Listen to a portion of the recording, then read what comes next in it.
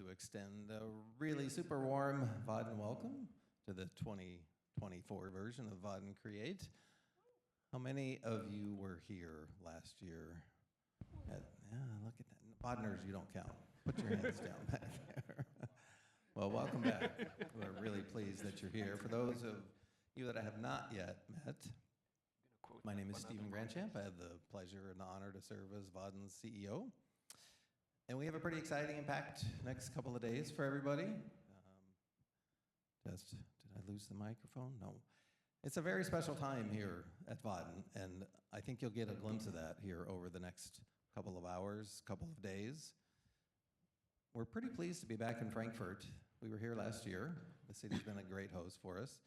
If anybody came in early this year, you were greeted by 15,000 of your closest marathon runners. Got a little crazy around here on Sunday. Anybody happen to? No hands up? Nobody ran the marathon on Sunday?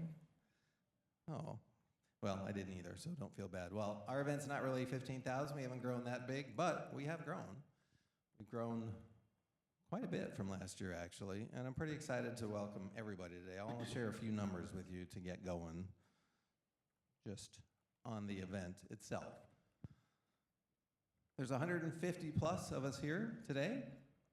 We capped registration at 130. Funny how that works. But there was just continued interest, and it's just so hard to say no to somebody when they want to attend and arrive at what should be a pretty fun event the next couple of days. You have 27 presentations coming your way over the next couple of days, and I promise you, they will not all be death by PowerPoint like this presentation. There will be some real actual live coding happening. And there's 15 different speakers. So you should have quite a variety of presentations, content to choose from. There's 22 countries represented in the room here today. I think that's a pretty amazing statement. Germany, it would make sense to leading the pack. But look, don't call me a homer, but hooray for the US. We got double digits with 13 people, even Switzerland with 10. So a pretty broad representation. And in there, we have 65 different cities from around the globe. So lots of different people arriving. Thank you again for the time invested in this event. And you represent a number of industries which were not really a big surprise to me, but software and IT services continue to kind of lead the way. And then a lot of industries that are typical and traditional pretty much in the Java landscape.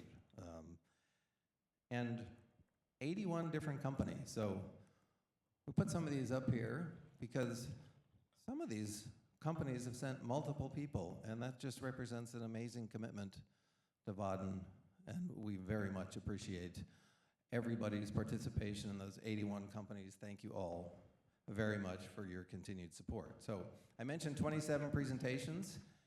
I'm not going to go through all of them, but here's a little bit of the breakdown, the agenda today. It's all in this room, and you can see a presentation titled Hacking. Probably doesn't start out with PowerPoint slides, so hopefully that will be a positive session for you.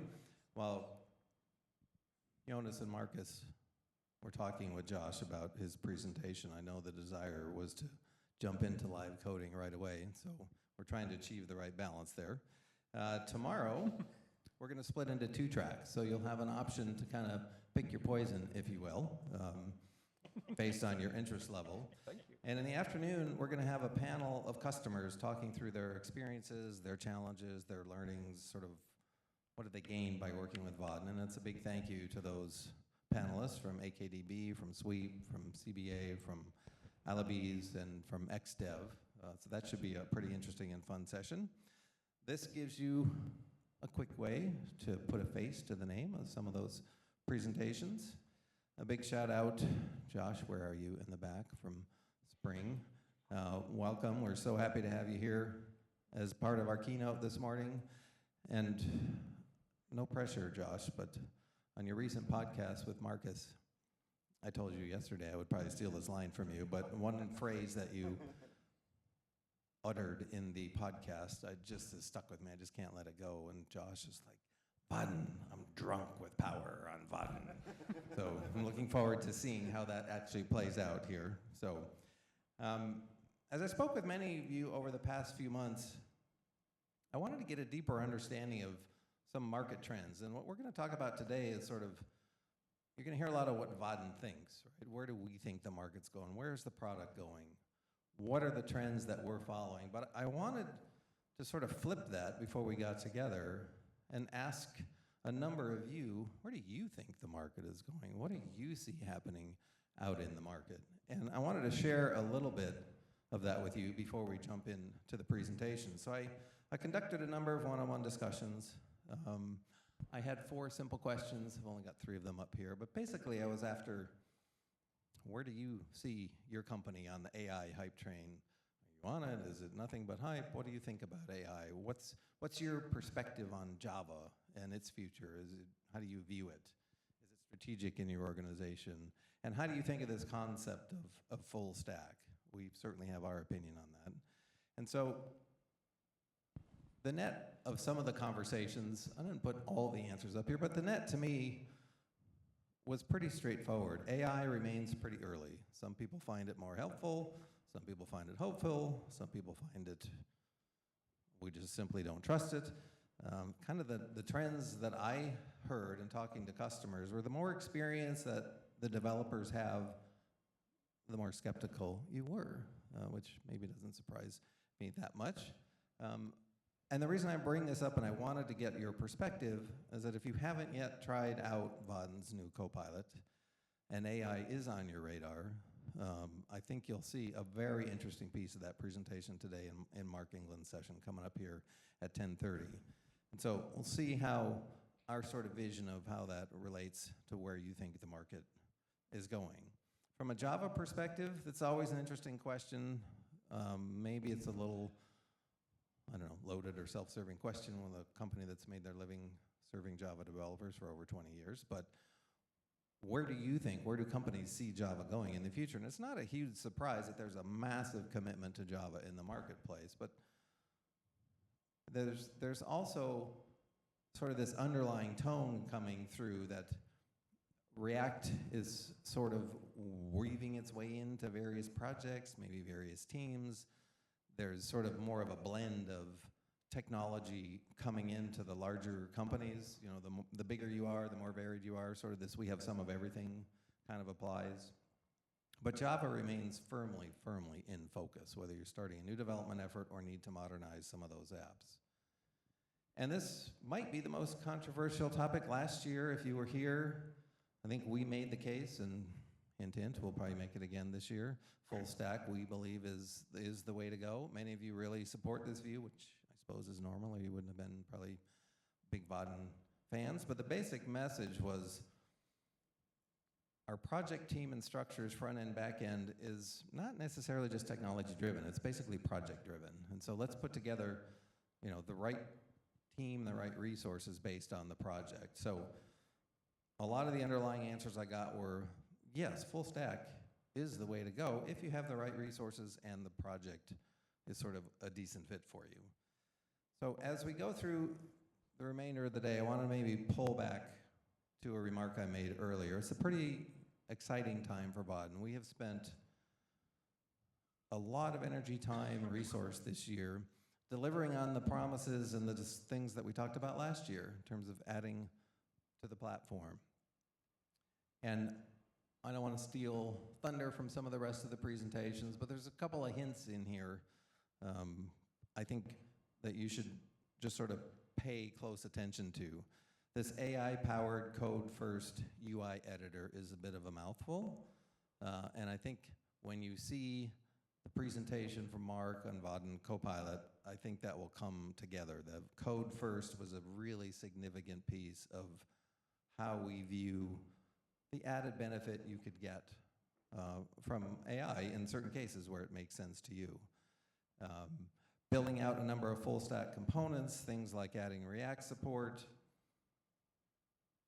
the ability to introduce a new concept, I think, to Vaadin applications. I have been here just over 3 years.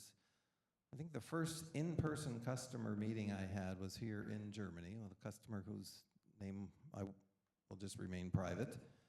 But one of the first questions they asked me was, how do I know when we deploy the Vaadin app, if it's healthy and what resources it's using and how it's performing and how it's behaving. And I'm pretty pleased to be able to roll out the control center today. You'll see that in Hear It, See About It. And really, it's a whole step in terms of how you deploy an app, how you monitor the app, how you can sort of manage the Vaadin app. So keep an eye out for sessions on Copilot, on Control Center, on a new feature called the Modernization Toolkit, which is to basically remove a lot of the labor costs when you need to modernize a legacy app. I'll close then with a little bit of that teaser to get you interested in some of the sessions. I have a few logistical tidbits for today and tomorrow. Lunch is going to be right next door in Platinum 2. The restrooms, if you need them at breaks, are immediately down the hall to the right as you exit this room. At the end of the day today, we're going to have a community corner. If you saw it, you can sign up right where you registered and got your badge. And you can show off your latest Vaadin projects. And finally, at the end of the day, tomorrow, we're going to have some fun little giveaways. If you haven't seen these aren't here, there's some really fun, you might not be able to see those from up here, so I do have a few pictures for him. We have 3 pretty amazing, this is my favorite Lego, the globe. Unfortunately, I'm not eligible, so if you win this, I might come and say hello to you afterwards. So stick around for closing session tomorrow. We're going to give away the globe. We're going to give away, for those of you who don't know what this is, it's a typewriter. It'll be up in yes. 20. And a little bit of the Back to the Future. So 50. hopefully it's a little 60, incentive. maybe. Tomorrow afternoon We'll see session should which be a lot of fun. And we'll see you there for the giveaway. So let's give yourself a round of applause and join me in welcoming our founder and chief product officer, Joonas. Come on up to the stage and just take it away. Thank you all again for coming. Give us just a minute and Joonas will be ready to roll. All right, thank you.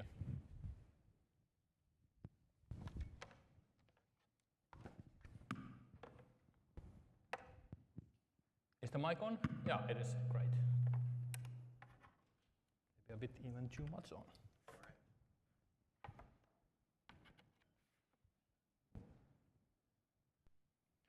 All right, excellent. So glad to see you all here. So welcome. How should I start? Back in year 2000, something like this. So back in year 2000, we started Vaadin basically to make it easy to build great web apps. So web apps that would make the end users happy. And this is mostly for business. And we're looking around and seeing that business applications, they were pretty horrible back in that day. So horrible to use. And we were asking ourselves, why? And there was nice looking consumer applications that were pretty good to use. So the consumer grade UIs, they were kind of better than the business UIs. And I believe that it's all about the budgets. So consumer apps, they have just like a one view and a couple of views and fairly large budgets. And business apps is the other way around. You have like fairly little money and huge to-do list to build all the zillion features. So we were asking ourselves, how can we solve this? So we are huge fans of Delphi. And in Delphi, you really embrace the component model. So we started building UI components back in 2000 already. And we ended up releasing the first framework that was really around UI components. And that's how we got started. But we are still on the same journey. So you guys, you are building an app with the full stack team, writing Java, trying to make the end users happy. But you have a lot of stuff on your desk to kind of figure out what the app should be doing and what it should be looking like. And maybe you have this huge pile of nice code that you inherited. And we try to help you in this. So we built this platform that tries to make it easy for you to build that app.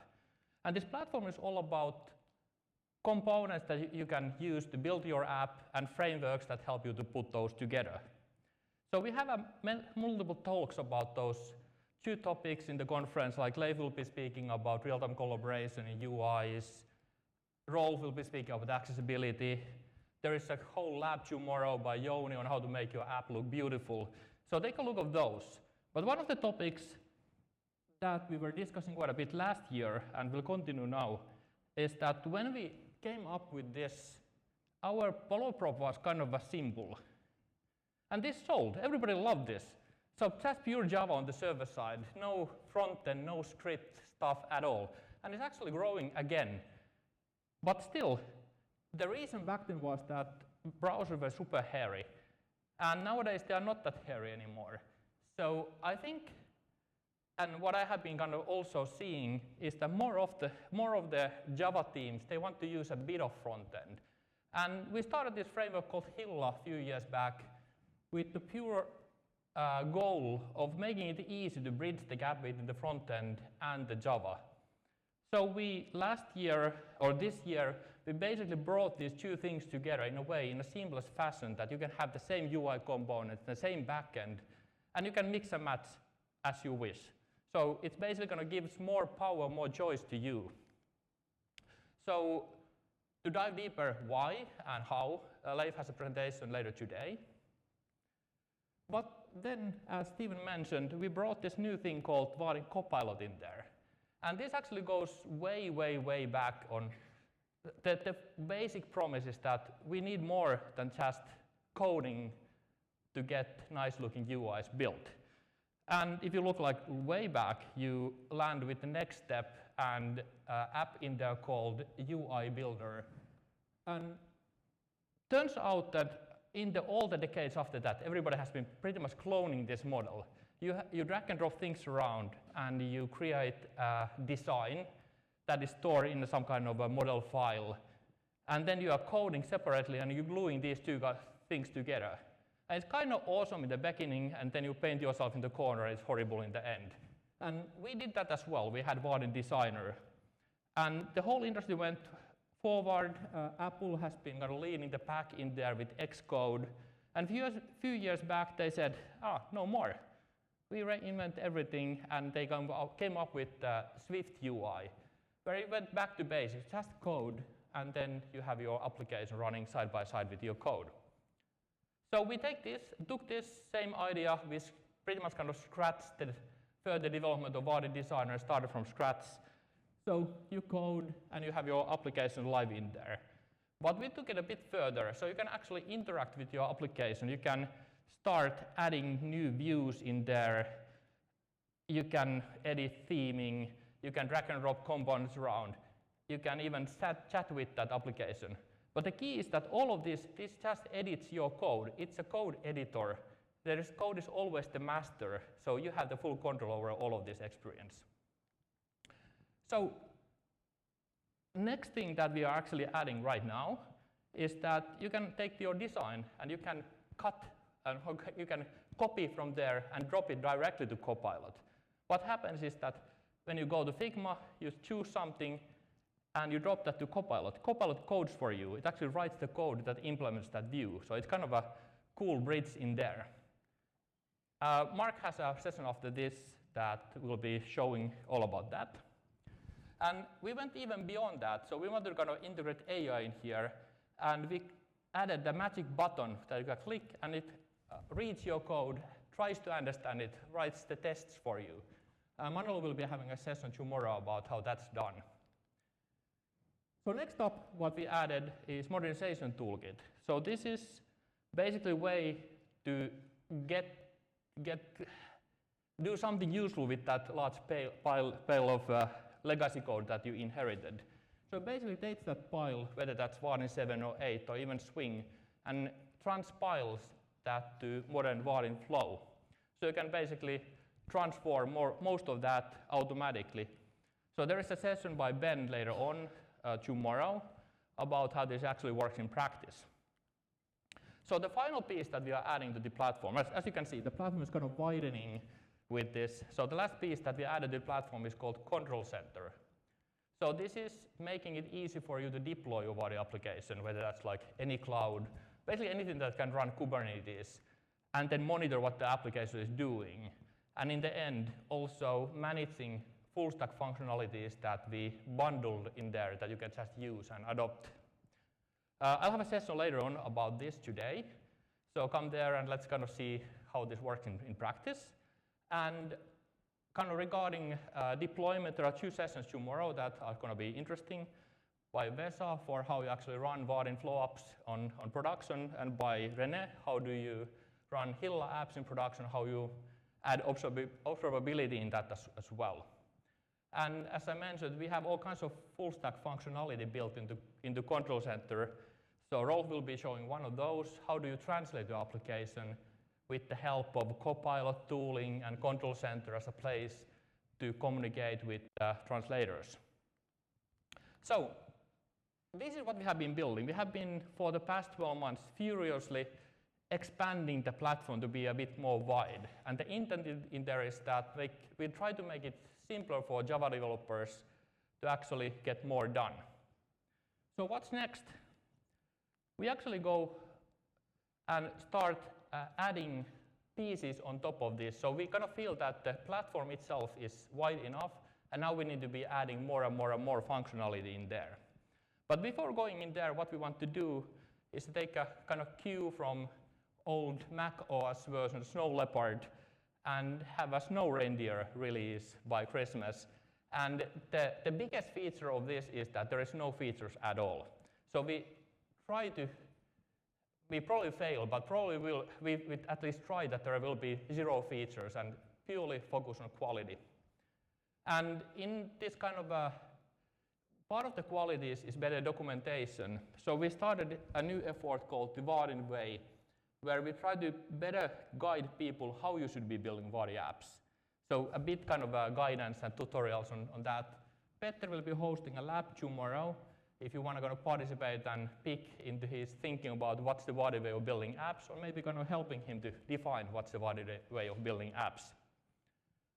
So we also have new stuff coming up in 25. And this is not the roadmap, this is more like a consideration. These are things that we are thinking about, and I would love to hear from you, so please come and speak what should be in this list, what should not be in this list. First off, new theme. So a theme called Aura. It will be, the intent there is to make it simple to build apps like StarPass demo that you probably have seen. So make Vaadin look more fresh and modern and nice. And with that comes many new UI components. And we'll be trying to kind of put this new concept called full stack signals in everything that we do, both in Flow and Hilla. And then on the deployment side, make it truly seamless that you can, you don't kind of interfere any usage by doing a zillion deployments a day, adding monitoring features in there, and even helping you to deploy your previews. So basically, when you do a commit, get to share that easily with somebody who can take a look of how it looks like. Also, we see that more and more of the apps, they need to be consuming AI. So we try to package some of those AI features in components that you can just plug into your application. And finally, try to make it a bit less tedious to build CRUD views, because there are so many CRUD views in any kind of Vaadin application. So that's what we have been planning for the next year. But going back to this full stack platform that tries to help you build that application, we think that the biggest feature is something that is not, what we are not building. I think the biggest feature is that we are building on. So we are on this Java platform. JVM is freaking awesome, and there is an awesome Java community around that. And even further, we are building on top of Spring platform, and the Spring is awesome. And we get so much free. You get so much free from these 2 platforms that we are building on. So with that, I have a great privilege of inviting my friend Josh Long to speak more about those 2 platforms. So let's welcome Josh.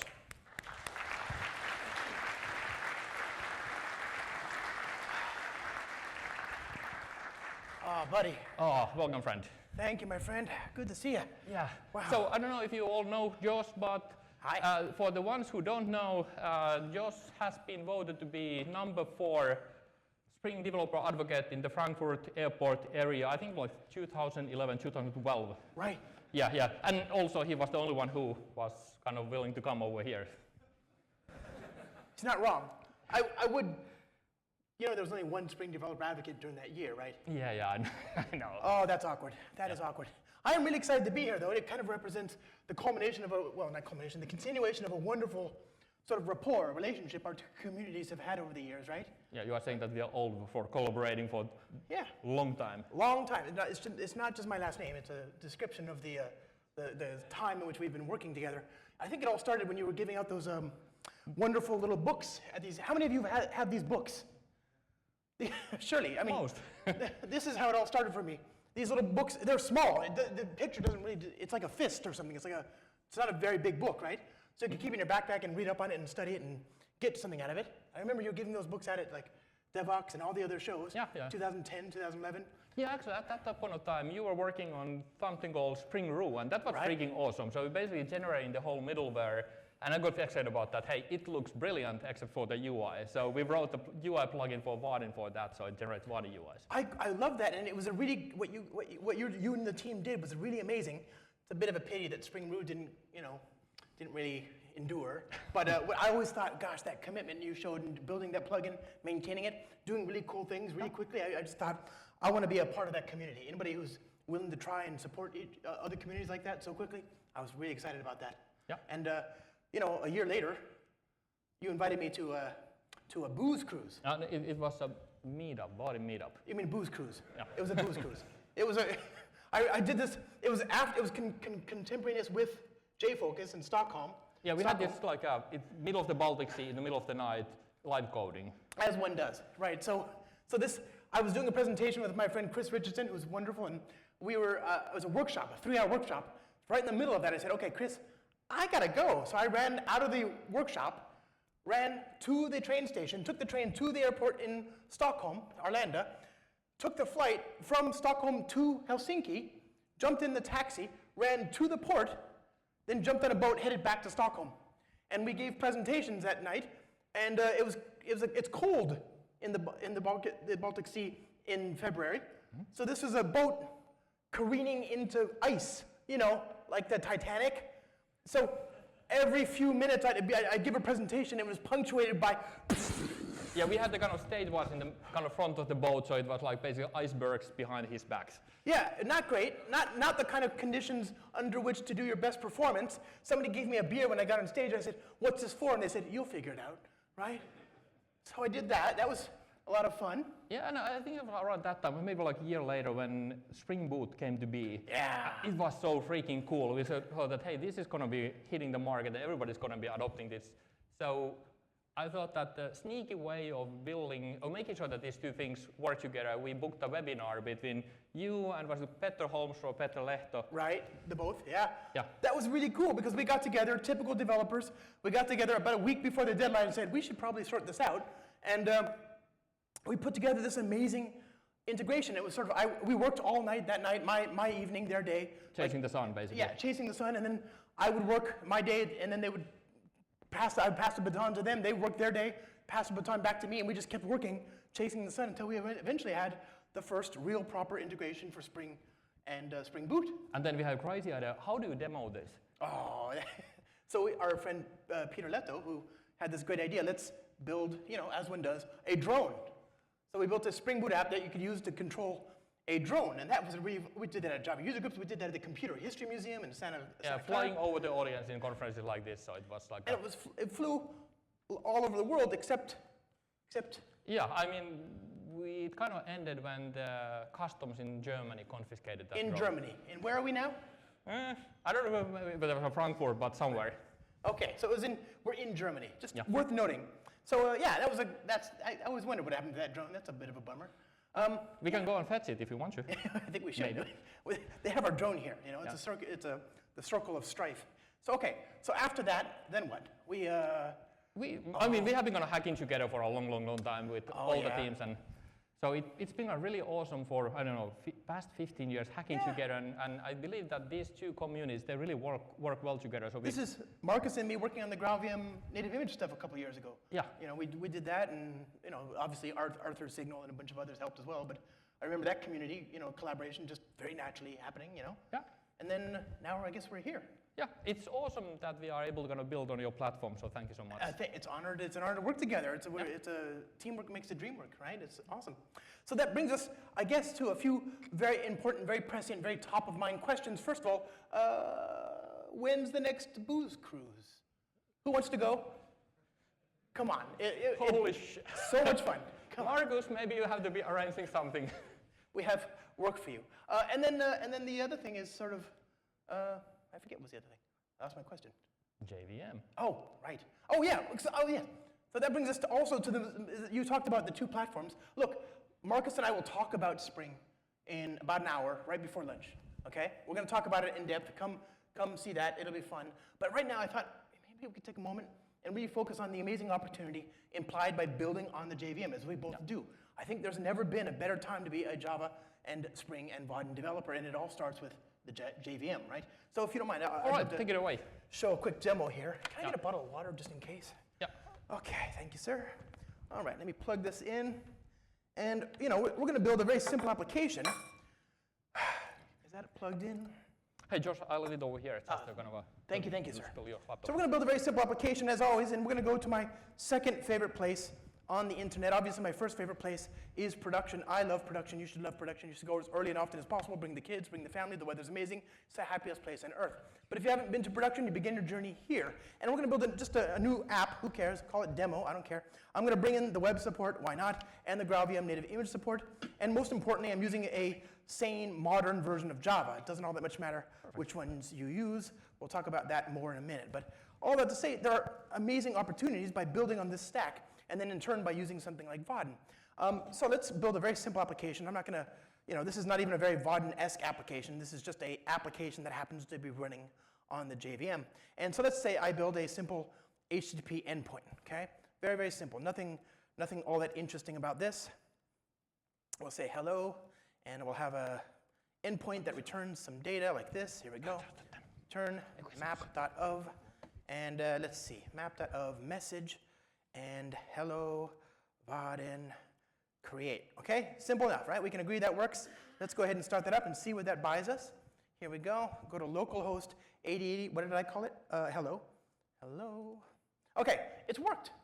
Fine, it's worked. I think we're now ready to take our toy application to production. And here, my friends, we have some very important questions that we need to answer before we can move forward, okay? We agree the application's up and running. It's not particularly interesting.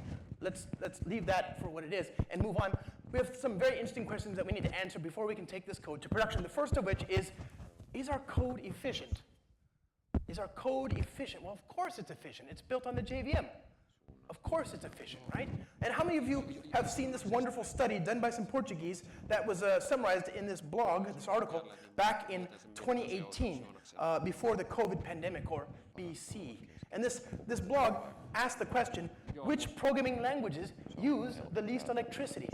And in this blog, the numbers, I think, are fairly well surprising. You've got some pretty interesting results here. You go down to this table, and you can see it measures energy, right? And so C is the most energy efficient language for machines, not for people. Not for people, definitely not for people. For machines, it's the most efficient language. Then you've got Rust, well done, zero cost abstractions, 1.03, good job, good stuff, well done. Okay, good. Moving on, C++, TUI, disgusting, disgusting. Moving on, no, moving on. Then you have Ada, no one cares. Moving on. And then Java. And Java is in the top 5 most energy efficient languages in this ranking. Top 5. We can round up, call it 2.0, okay? So C, 1.0, Java, 2.0, okay? Twice as inefficient as C. All right, pretty good. You might also notice that these first 4 are compiled, and this 5th one is a virtual machine. One wonders, thus, what would happen if Java were compiled. That's called foreshadowing. Keep that in the back of your old noodle, okay? Keep that there. We're going to look at that in a bit. Lots of other entries in this list. You've got C#, nice, it's pi, huh? Pie? I love pie. It's delicious. Okay, moving on. You got go, away. You've got JavaScript and TypeScript. I do not understand these numbers at all. I thought TypeScript transpiled into JavaScript. And yet this is 4 or 5 times worse. Look, I would never use JavaScript. It's a nightmare language built by people who don't understand computers. I would never use it. But if you are like me, and you would prefer to use something like TypeScript if you had to choose, obviously I'd prefer to use the real JavaScript, which is Java. If you had to choose, though, then I would choose TypeScript. And it's still fundamentally unsound because it builds ultimately on JavaScript's type model, which doesn't exist, right? But nonetheless, if I had to choose, I would choose TypeScript. And if you are like me, then we are in the same boat. And our boat is sinking. It's not a good place to be. Moving on. Ugh. Moving on. Moving on. Then we get the first real apples to apples comparison here. JRuby, friends, is Ruby implemented in Java. And Ruby is Ruby implemented in C. And JRuby is almost a third more energy efficient by dint of having been built on the JVM than Ruby. And it's not like JRuby has the first mover's advantage. Quite the contrary. It came years before JRuby did. What's that mean? It means that the JVM is amazing, amazing software. It's boss-sauce software, and it does really cool stuff for us. And then we get to this.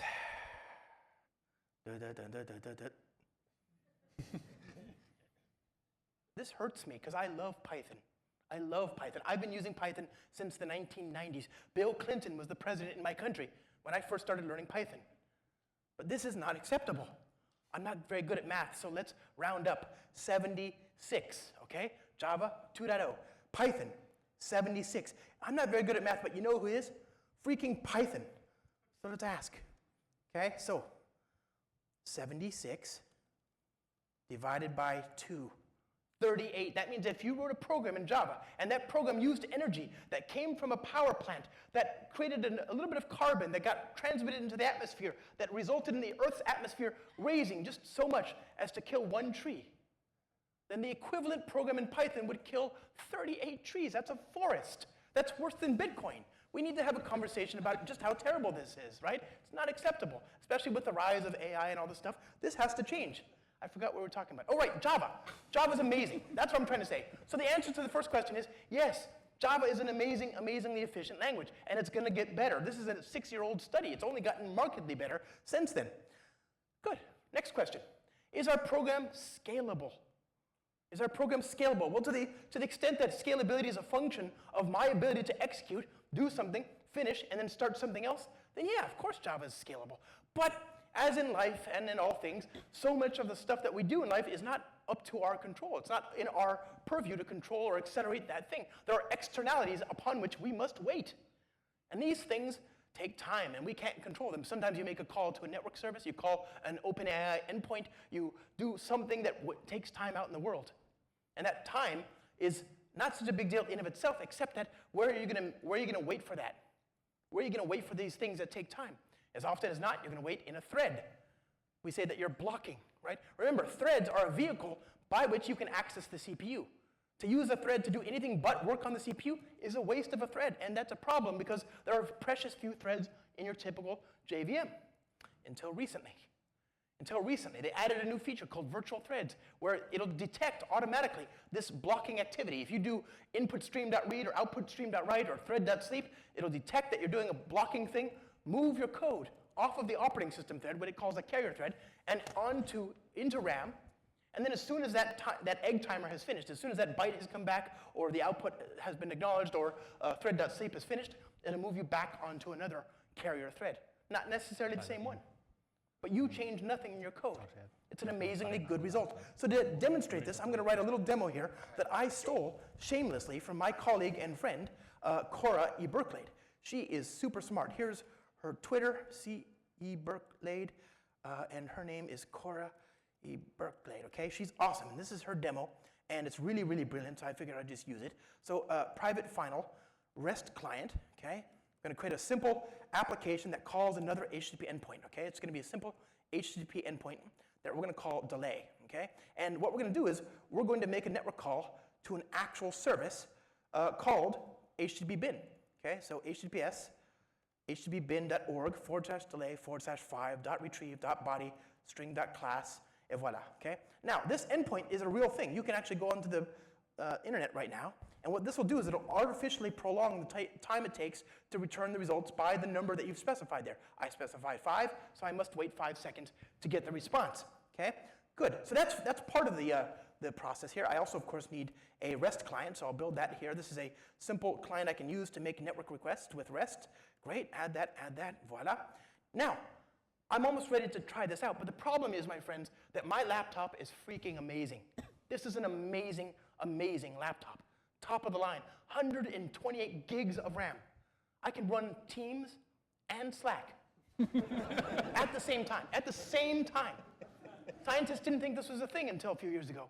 They have people in lab coats trying to do it, and the machines exploded. It's just not a thing you can do easily, but now I can.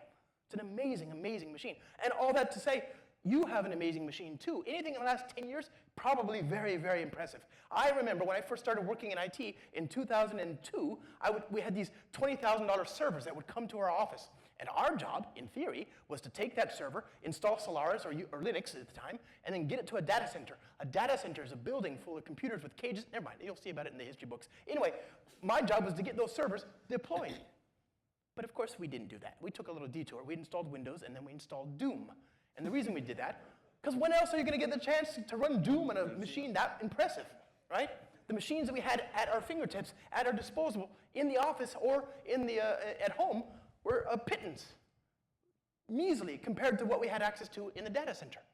Well, now things are quite the inverse, aren't they?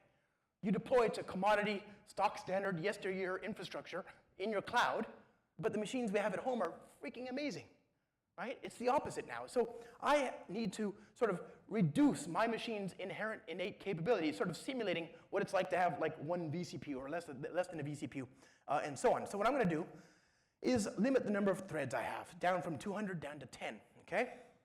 Let's start the application up, and then I'm going to send some traffic. Oh, what did I do here? Cannot map hello control. Oh, there's already a demo application. Feel like demo application. That's this. You have 2 hello endpoints. I do? Yeah.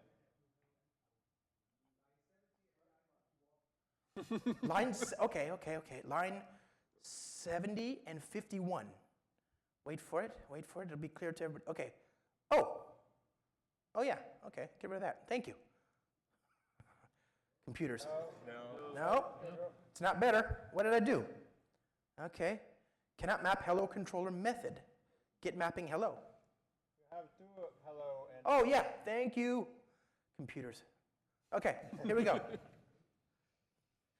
So there we go. So I'm going to draw some traffic to it. Here we go. And I'm going to use a nice tool. Again, thanks to Cora for teaching me about this. I'm going to send 40 requests, as many as 20 concurrently, to localhost 8080/delay. This is going to, in turn, result in failures, sadness. Localhost 8080 delay, hello, delay, Just please. removed it. Yikes, that's embarrassing. Okay, here we go. Take 5. There we go. So it's going to send requests. Now remember, I've done nothing to move my code to take advantage of virtual threads at the moment. This is stock standard threads as you would have gotten on the distant past, on the now creakingly old, long since past their prime, achingly irrelevant Java 19 or earlier versions, okay?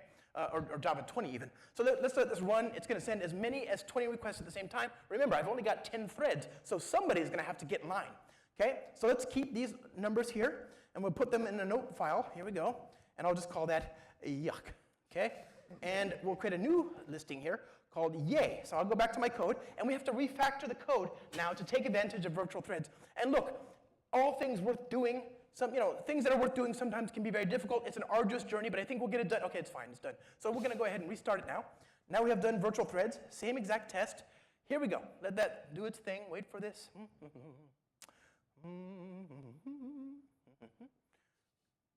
This is my least favorite part. I was gonna get some water. There we go. Here we go. Okay. So here are the new numbers. So the total time with virtual threads enabled is 12 seconds compared to 22 seconds here. So almost double in terms of performance, in scalability, I mean. The slowest request took more than 300% the time of the fastest request without virtual threads. But over here, it was a little more than 1.2 seconds slower than the fastest request. That's a much better result, not even close to double. The fastest, of course, was about the same. Actually, it's a little bit slower down here, but usually they're about the same. Usually virtual threads, if anything, for the fastest request might be a little bit slower. But for everything else, it's better. And the average was 5.5 versus 8.3, so a full 3-something seconds slower on average for each request, right? And then, of course, that results in a much higher request per second with virtual threads, 3.2 versus 1.7, almost double. This is an amazing result. And you get that for free. All you have to do is upgrade to Java 21. What I recommend you do is you go to management and say, boss, I've got an extraordinary idea, a profound idea on how to dramatically improve scale. I'm going to require at least 3 weeks of concentration, during which time I'm not to be disturbed. And I suggest, since it's going to be an arduous journey, that maybe as an added incentive, you might consider depositing the first month's worth of recouped infrastructure cost directly into my bank account. Then you go to the Caribbean, find a turtle, say hello, come back one day before the deadline, deploy Java 21, set that property, and then profit. And the boss asks, why the tan? Where did this come from? You say, the LED lights. LED lights got me, okay? Just see if it works. It's just not financial advice, but it might work, okay? So yes, the JVM is scalable. And by the way, enjoy what just happened here. You see what I just did here? I changed that to use virtual threads while also not changing any code. This is one of the very few times in all of our history as JVM developers, as Java developers, where not only do we have the same features as other languages, but it takes less code. Oh, enjoy that. Just breathe it in. Breathe it in. This will never happen again.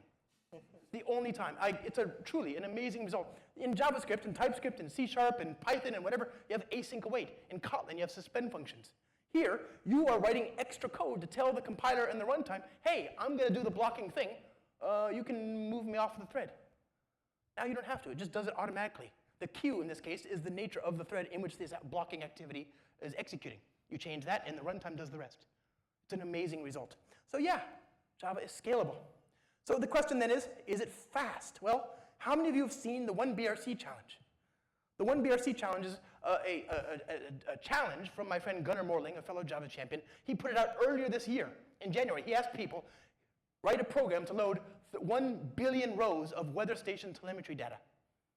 It amounts to about 13 gigabytes of text. How fast do you think, that, if you've seen this, don't spoil it, but how fast do you think it would take, with no frameworks, no libraries, just the stock standard JDK, how fast do you think it would take to read 13 gigs of text, do some statistics, print out the results, and then exit the process?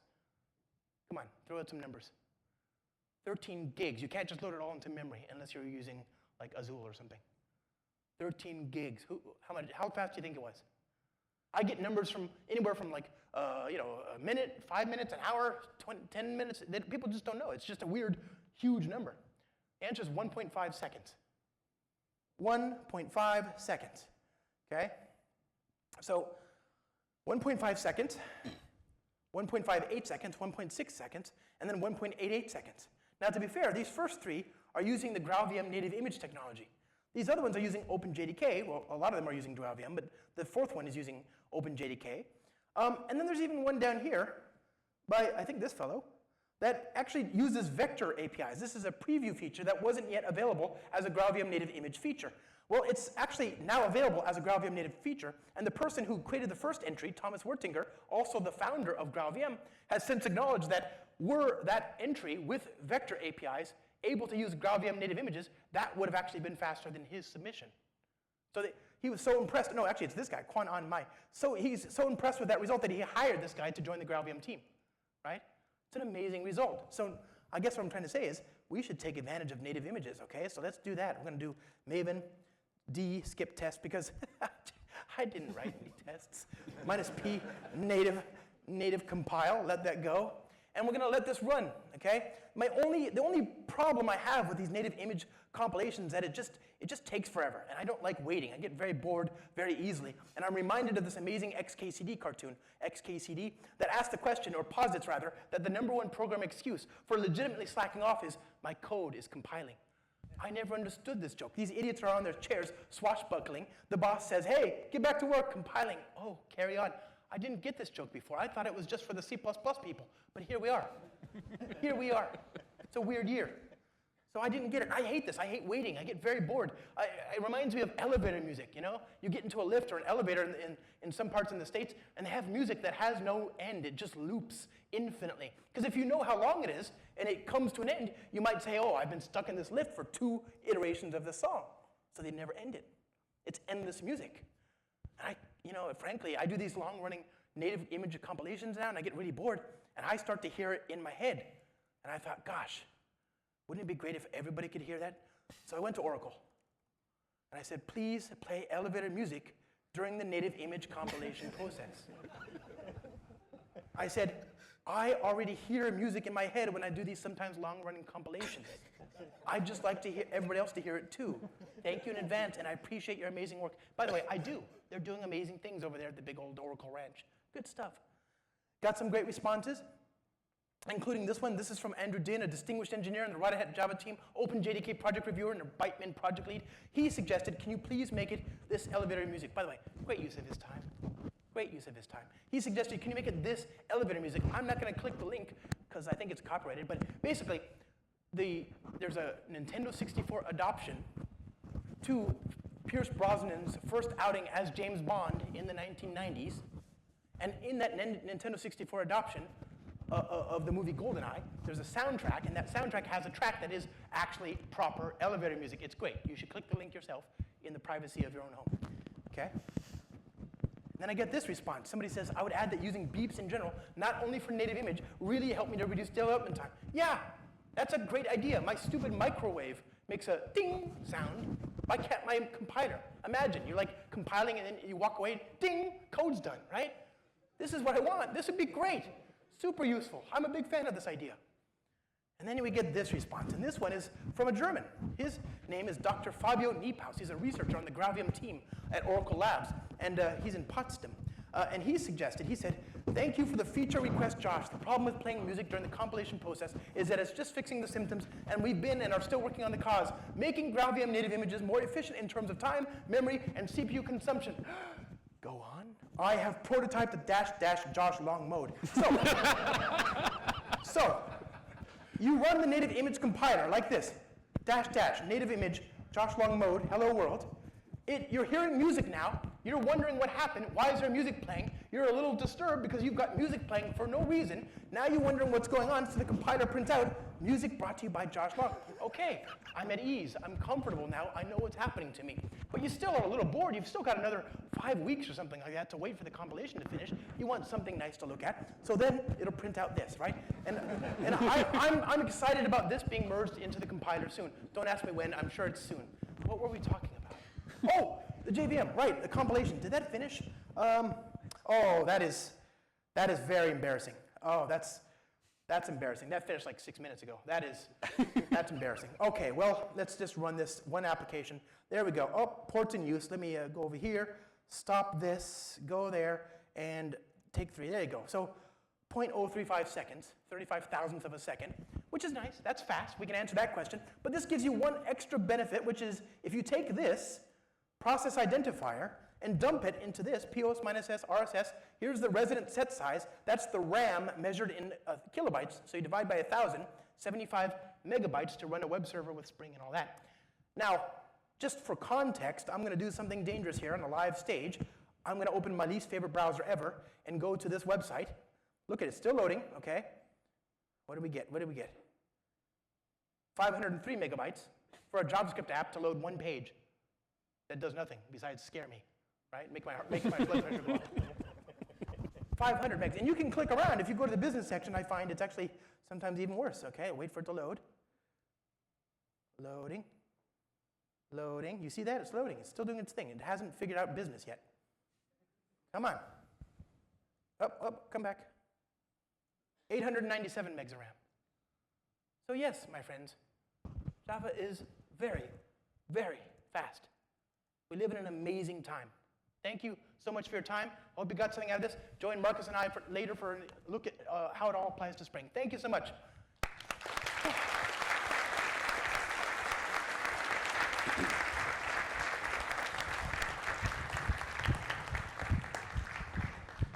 Thank you, Josh. That was awesome. Cheers, buddy. Yeah. Thank you. So as you did demonstrate, blocking is really bad. So it would be super great not to block, and then things would move fast. Unfortunately, kind of unblocking is a bit hard problem, so it's not as easy like virtual threads. So what do you do when you have a hard problem? Yeah, that's a good answer. At Vaadin, what we do, we put up this big bat signal and we call help, and typically that help is Leif. So please welcome stage Leif Åstrand. He's been talking how to unblock. Woo!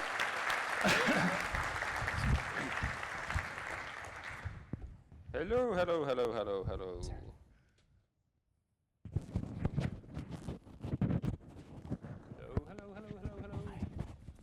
Is this thing on? No, it's on. Yes. And this thing is on. Great.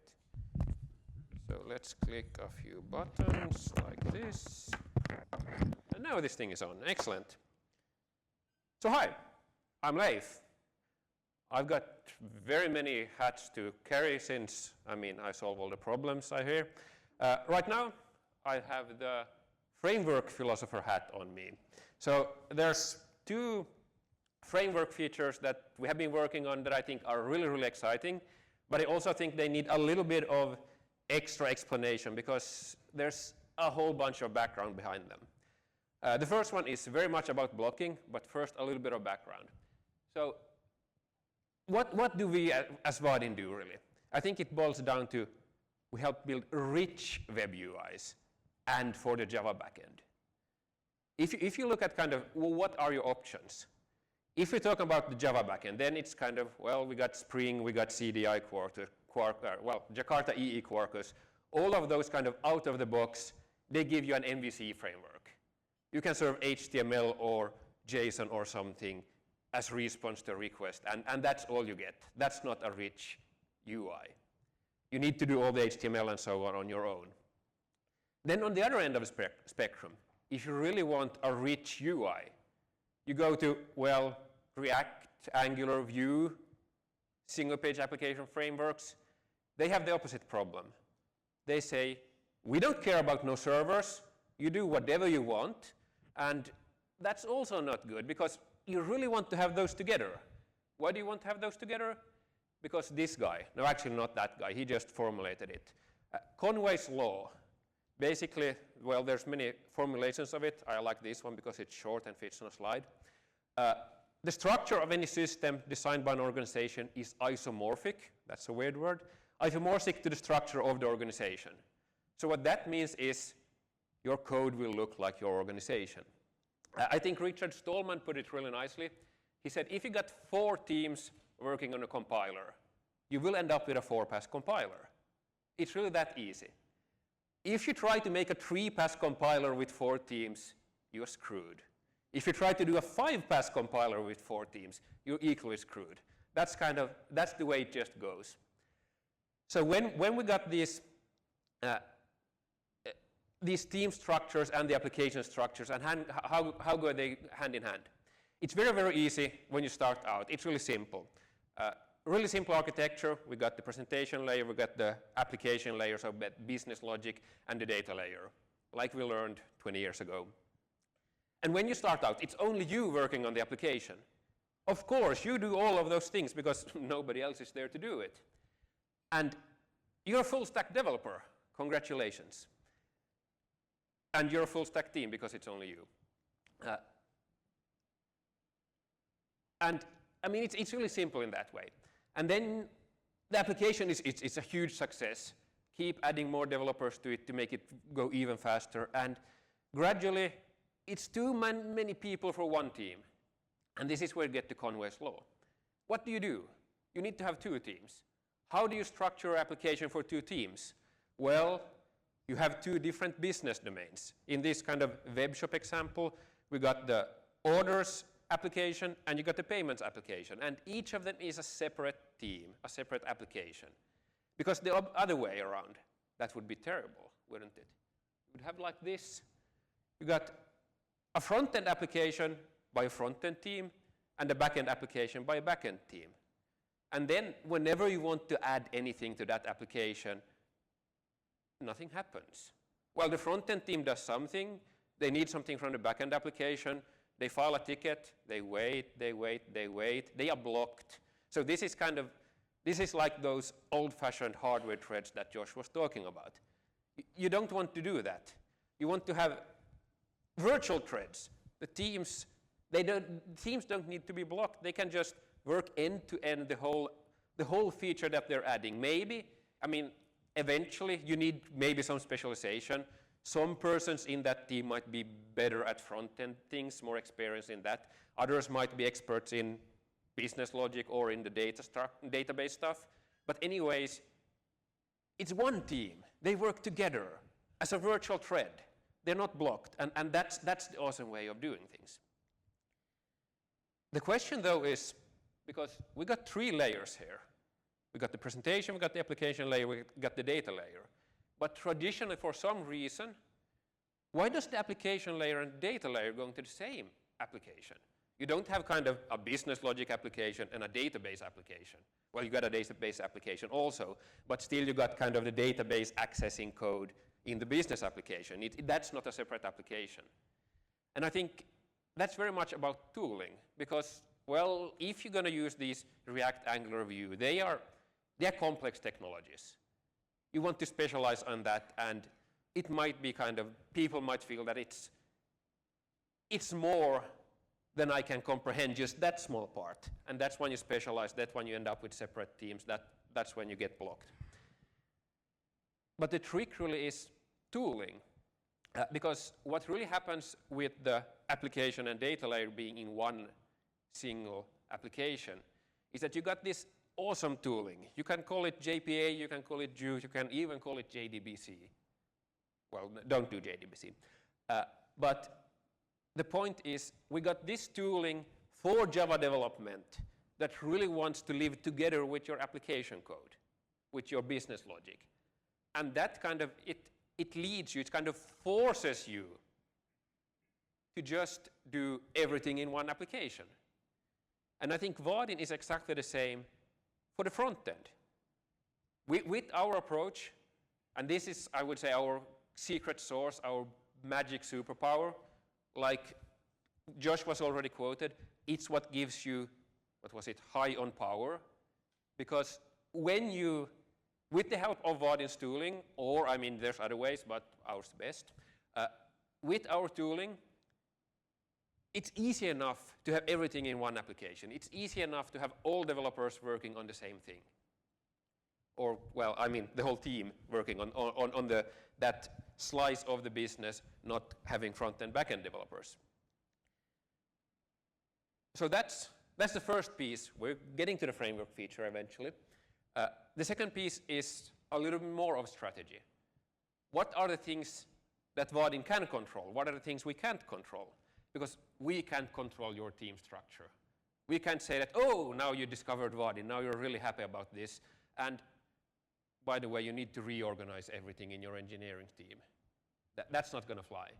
We can't say that, oh, well, to start using Vaadin, you have to throw away all your existing code. Good luck. No, we need to fit in. And what's the thing we need to fit into? Well, we're in the front-end space, and I found this state of front-end survey by someone, I don't care who it was. They got 6,000 something respondents to that thing, so it's kind of decent.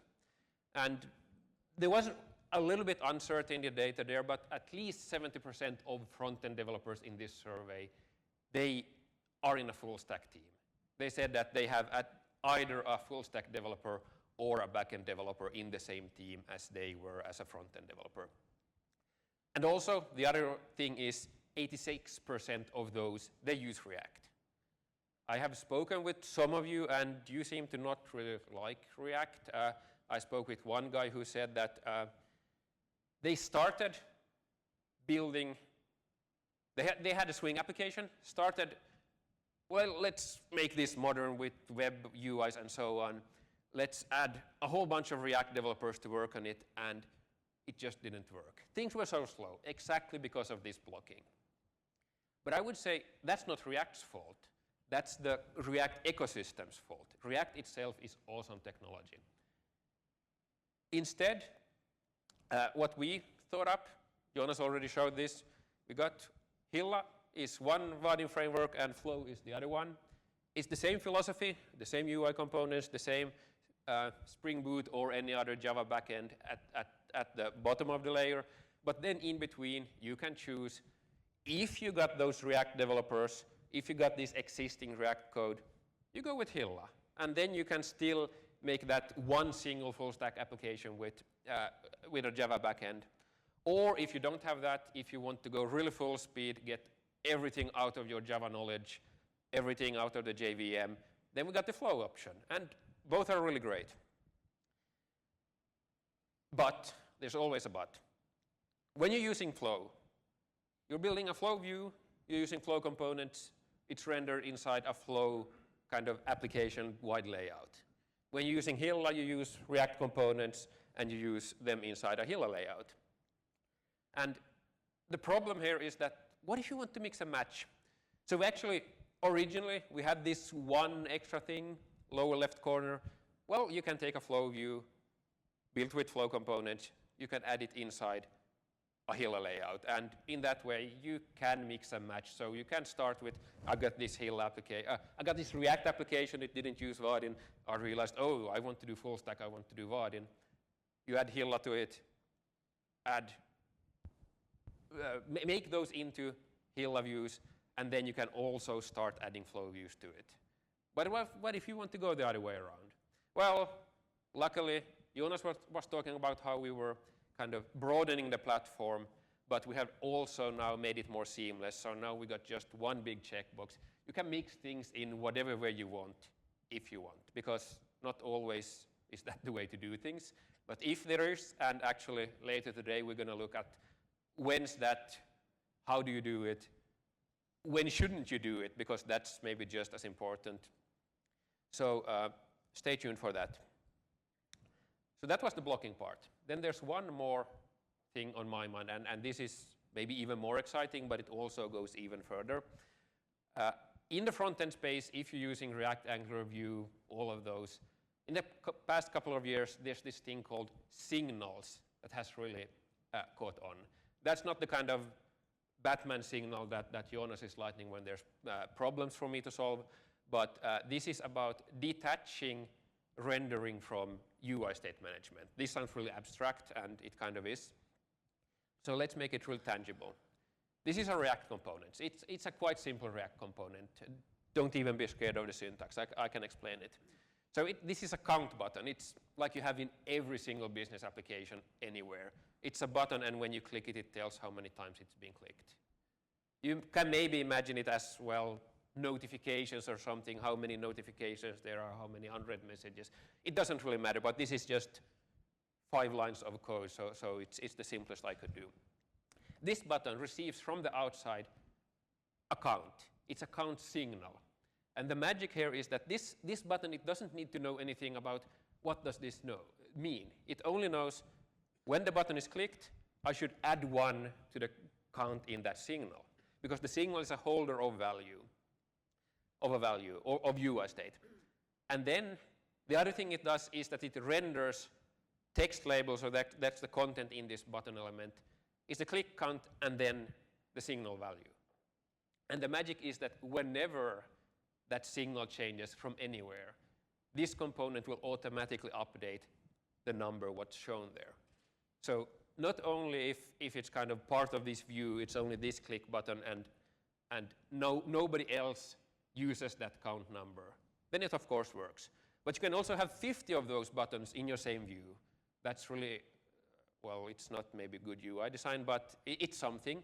And anytime you click any of those, they all update, because it's just shared UI state.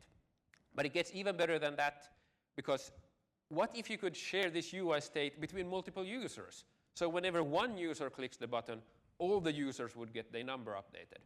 And there's kind of endless possibilities here, and that's what makes it so exciting. And the point really is that this all is possible because the UI state is detached from the rendering. They are completely separate things. We can take this one step further. This is the same in Flow. This doesn't work today, but I hope it will work in the future. So we could make a count button. It's a Java class extending the built-in button class from Vaadin. We receive the same kind of signal with the count from outside. We don't have to care about what's behind this signal. All we know it's a number, we can increment it. We use the not yet existing Java string template syntax to actually say that, well, this is a click count, and then it also got this hole that should always contain the value from the signal. And then in the click listener, when we get a click event, we just increment that, or tell the signal to increment the value. And in this way, we can do exactly the same thing. I mean, we could even put the Hilla click button and the flow button next to each other, hook them up to the same signal, and if you click one, the other would automatically update. And that's quite cool. Not very useful, but cool. But there's even more exciting things here, because you might not notice this, but when you typically build applications with Flow, you end up doing all the UI state management yourself, and that kind of sucks. Because the way you would have to do it is, when I click the button, I would need to find what are all the places, what are all the components that use this number. And I would need, in that click listener, need to update the text in all of them. And that's still doable in a simple case, but as you get more places using the same data, you probably end up building a framework around it yourself. And, well, we're the ones that should be building a framework so that you don't have to. And also, when you got more complex logic, it's not just kind of showing this count button, but it's actually kind of, if this piece of state has this value and that thing is that and that is that, then this part of the UI should behave in that way. And then whenever any of those three change, you need to take all the the two other values into account to know which is the actual state of that thing. And usually you forget one of those cases. So usually you have it kind of, if I do that first and then that thing is updated. But if I start there and then do that, then we have this bug that then I forgot that one if in that one part, and then you have a bug. Because what happens here is that you just say, this is my UI state, this is what the UI should be based on that state, and then we let the framework take care of updating the UI. I know this is scary because it means you need to give up some control. And as developers, that's always scary. But at the same time, my experience from switching back and forth between Flow and Hilla for the past couple of years is that when I get back to doing something in Flow, this UI state management, it's always the thing that kind of makes me think that, no, wait, maybe I should go back to Hilla again. But at the same time, I'm really kind of enjoying the power of doing everything with just pure Java. So I still stick to it, and I manage to push through and do all the other awesome things. But that's the one thing I would really want to fix, and now finally we see how to do that. So that's the second exciting thing that kind of we're starting a little bit. So we introduced, we call it full stack signals as a preview feature in Hilla, and that's mainly for collaboration. So when you want to share that UI state between different users, push them out over the network and so on, then that's what we're now starting with, and then the plan is to go further and further. So tomorrow I will talk about sharing UI state in general, how to do it today with Flow, how to do it today with Hilla, how to do it in the future with Flow or Hilla with full stack features. So as we see, collaboration, multiplayer, real-time updating, that's really all about UI state management. But the really cool thing is that everything almost is UI state management. So form binding. We got the value in this field is this, the value in that field in that. That's really much UI state. Then we got the validation status. Well, we should compute it based on those things. Whenever any of those values change, that's a UI state update. So more UI state there. And then also based on the validation state, you do things like, should the submit button be enabled, and so on. So there's even more kind of step by step UI state affecting UI state affecting UI state, and with signals, that's just very, very awesome. Even better, session replication. I actually, in the bar yesterday, I spoke with one Vaadin developer who flew in already yesterday, And he said that could we have it so that we can just really easily save the user's UI state in the afternoon when they stop working, and then the next morning when they come back, can they just continue from that same place? Or maybe they work on their laptop, they need to switch over to jump on a bus or something, switch over to the mobile phone.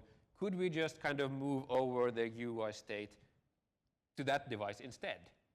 And the way it works today with Flow, you need to serialize the whole component tree. That component tree has references to your database and everything, which means that it's a huge thing that you're serializing. And it's doable, but it's a little bit of a mess. If we go to this future of mine with signals for UI state management, you have the code that says, with this UI state values, you go to this rendering, this visual representation of what's actually shown on the screen, which means that we only need to store the values of those signals to be able to move things over between devices or store things to the database and pull them out next morning and so on. And that's also really, really exciting. So I would say everything in front-end development is very, very much about UI state management. And like I said, UI state management, it gets so much nicer when it's a signal. So basically, I hope everything will be a signal. And I see a future where everything is a signal and everything is full stack, and that's how we get to full stack signals. Thank you.